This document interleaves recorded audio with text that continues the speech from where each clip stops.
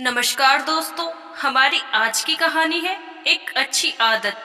एक बर्फ बनाने की विशाल फैक्ट्री थी। हजारों टन बर्फ हमेशा बनता था। एक काम के प्रति समर्पित भावना के कारण मेरा दोस्त अखिलेश उन्नति करते करते उच्च सुपरवाइजर के पद पर पहुंच गया था। उसको फैक्ट्री के हर काम की जानकारी थी। जब भी कोई मुश्किल घड़ी होती, सब, यहाँ तक कि फैक्ट्री के मालिक भी उसी को याद करते थे और वह उस मुश्किल पलों को चुटकियों में हल कर देता था। इसीलिए फैक्ट्री में सभी लोग, कर्मचारी व अन्य अधिकारी उसका बहुत मान करते थे। इन सब के अलावा उसकी एक छोटी सी अच्छी आदत और थी। वह जब भी फैक्ट्री में प्रवेश करता, फैक्ट्री के गेट पर तैनात सुरक्षा गार्ड से लेकर सभी अधीनस्थ कर्मचारियों से मुस्कुराकर बात करता, उनकी कुशलमेश पूछता और फिर अपने कक्ष में जाकर अपने काम में लग जाता। और यही सब वह जब फैक्ट्री का समय समाप्त होने पर घर पर जाते समय करता था। एक दिन फैक्ट्री के मालिक ने अखिलेश को बुलाकर कहा, अखिलेश, एक मल्टीनेशनल कंपनी जो कि आइसक्रीम बनाती है, उसने हमें एक बहुत बड़ा ऑर्डर दिया है और हमें इस ऑर्डर को हर हाल में नियत तिथि तक पूरा करना है ताकि कंपनी की साख और लाभ दोनों में बढ़ोतरी हो तथा और नई मल्टीनेशनल कंपनियां हमारी कंपनी से जुड़ सके।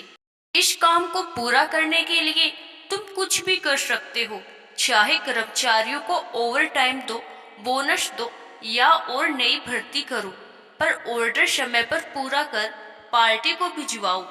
अखिलेश ने कहा, ठीक है, मैं इस ऑर्डर को समय पर पूरा कर दूंगा। मालिक ने मुस्कुराकर अखिलेश से कहा, मुझे तुमसे इसी उत्तर की आशा थी। अखिलेश ने सभी मजदूरों को एकत्रित किया और ऑर्डर मिलाने की बात कही और कहा, मित्रों, हमें हर हाल में ये ऑर्डर पूरा करना है। इसके लिए सभी कर्मचारियों को ओवर टाइम, बोनस सभी कुछ मिलेगा। साथ में ये कंपनी की साख का भी सवाल है। एक तो कर्मचारियों का अखिलेश के प्रति सम्मान की भावना तथा दूसरी ओर ओवर टाइम व बोनस मिलने की खुशी। सभी कर्मचारियों ने हाँ कर दी। फैक्ट्री में दिन रात युद्ध स्तर पर काम चालू हो गया। अखिलेश स्वयं भी सभी कर्मचारियों का हौसला बढ़ाता हुआ उनके कंधे से कंधा मिलाकर काम कर रहा था। उन सभी की मेहनत रंग लाई और समस्त कार्य नियत तिथि से पूर्व ही समाप्त हो गया। सारी की सारी बर्फ शीतलीकरण कोल्ड स्टोरेज कक्ष, जो एक विशाल अत्याधुनिक तकनीकी से बना हुआ तथा कंप्यूटराइज्ड था, उसमें पैक करके जमा कर दी गई। सभी कर्मचारी काम से थक गए थे, इसीलिए उस रोज काम बंद कर सभी कर्मचारियों की छुट्टी कर दी गई। सभी कर्मचारी अपने अपने घर की तरफ प्रस्थान करने लगे। अखिलेश ने सभी कार्य की जांच की और वह भी घर जाने की तैयारी करने लगा।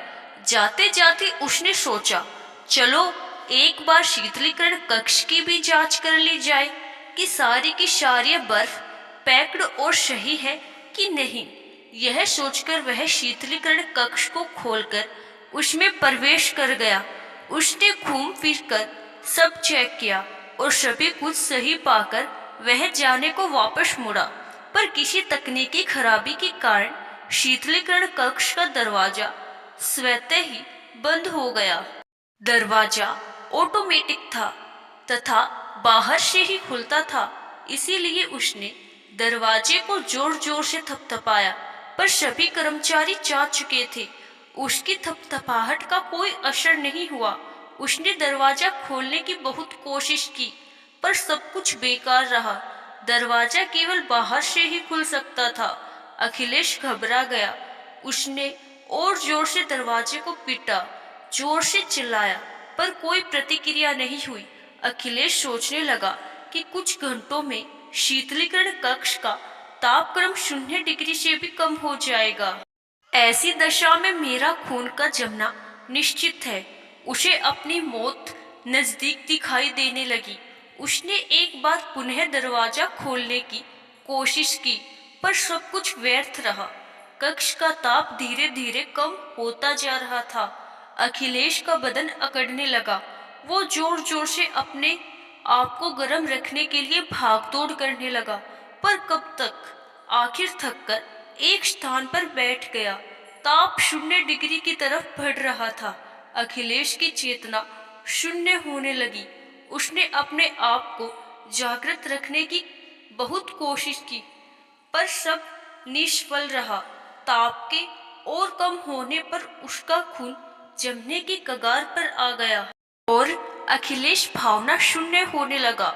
मौत निश्चित जान वह अचेत होकर वही जमीन पर गिर पड़ा। कुछ ही समय पश्चात दरवाजा धीरे से खुला। एक साया अंदर आया। उसने अचेत अखिलेश को उठाया और शीतलीकरण कक्ष से बाहर लाकर लिटाया। उसे गर्म कंबल से ढका और पास ही पड़ा फैक्ट्री के कबाड़ को एकत्रित कर उसमें आग जलाई, ताकि अखिलेश को गर्मी मिल सके और उसका रक्त संचार सुचारू हो सके।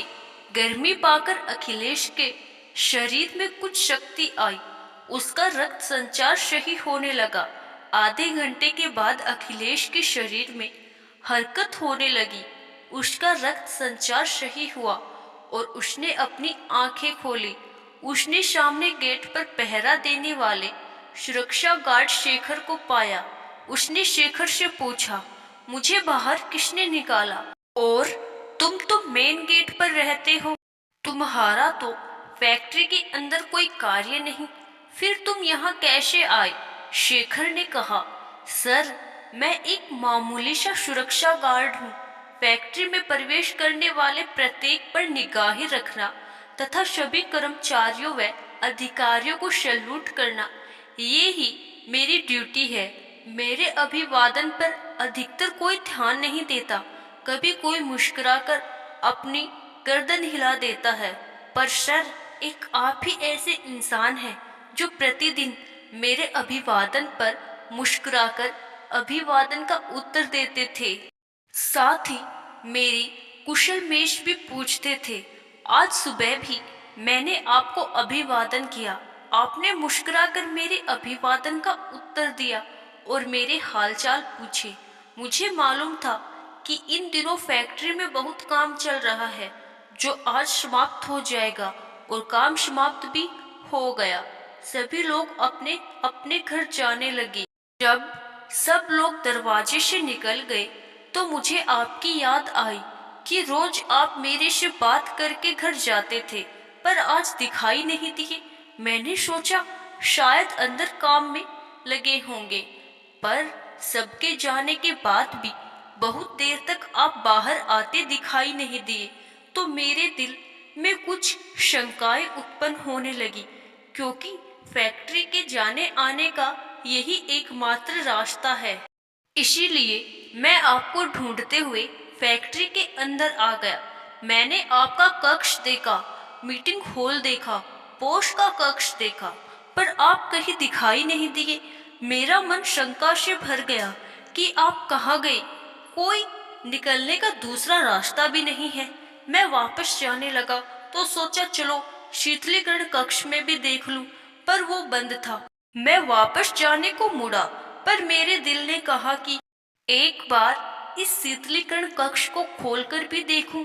मैंने आपातकालीन चाबियां जो मेरे पास रहती है उनसे कक्ष खोला तो आपको यहाँ बेहोश पाया।